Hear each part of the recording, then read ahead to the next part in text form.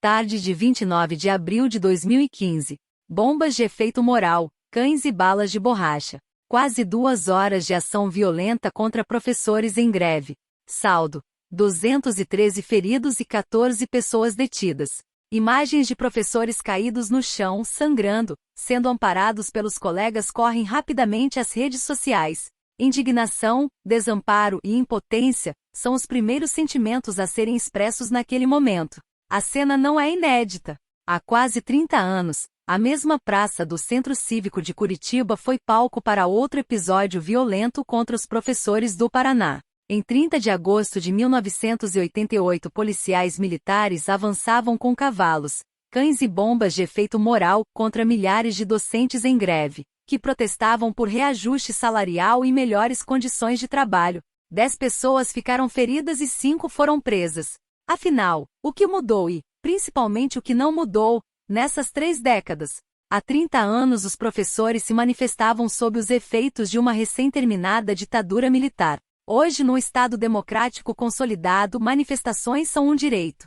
Se por um lado a violência do governo Beto Richa, PSDB, impressionou tanto, também provocou reação inversa. Numa era de transmissão em tempo real de imagens pelas redes sociais, a empatia com os professores foi imediata. Alguns apostam que esse pode ser um bom momento para discutir o papel e a imagem do professor para a sociedade.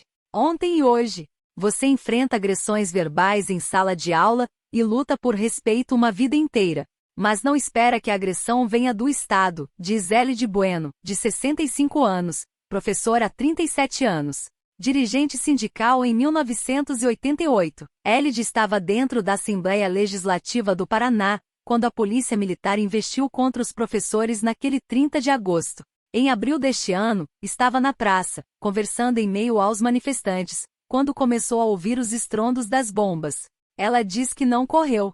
Foi se afastando, enquanto tentava acalmar outros colegas para evitar um pisoteamento. A caminhada foi interrompida diversas vezes pela ardência nos olhos e dificuldade para respirar, efeitos do gás lacrimogênio e do spray de pimenta usados pelos policiais. Elide traduz o que sentiu como desespero, principalmente ao pensar nas sobrinhas que moram com ela e que telefonavam pedindo que saísse de lá. Fiquei estarrecida. A gente pondera que vive em plena democracia, e a expectativa é de que fatos como aquele de 1988 não se repitam, diz a professora. A sensação é de impotência. Estávamos lutando por direitos, não estávamos agredindo ninguém. A dor não é da ferida física, mas da ferida moral. Os professores do Paraná estavam em greve por melhores salários e também protestavam contra o projeto que alterou a forma de custeio do Fundo Previdenciário dos servidores públicos, a Paraná Previdência. A praça foi cercada por 1.500 policiais militares para impedir a ocupação da Assembleia Legislativa. Para o governo do Estado do Paraná, a operação militar se justificava no cumprimento de uma decisão judicial favorável à Assembleia Legislativa, proibindo a invasão da casa.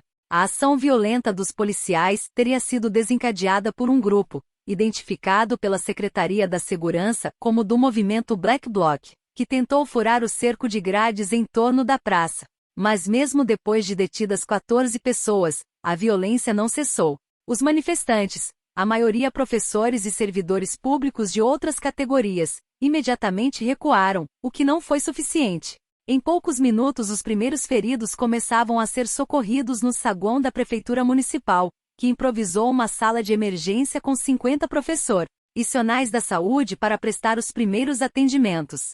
Para o presidente da EP Sindicato dos Trabalhadores em Educação Pública do Paraná, Hermes Silva Leão, a ação violenta contra os servidores públicos evidencia o entendimento do Estado sobre o que é segurança pública. Em agosto de 1988, o Brasil ainda vivia sob a Constituição do regime militar. A nova Constituição foi promulgada em outubro. 2 meses depois, os professores eram monitorados em salas de aula e lutavam com muito cuidado, lembra Leão.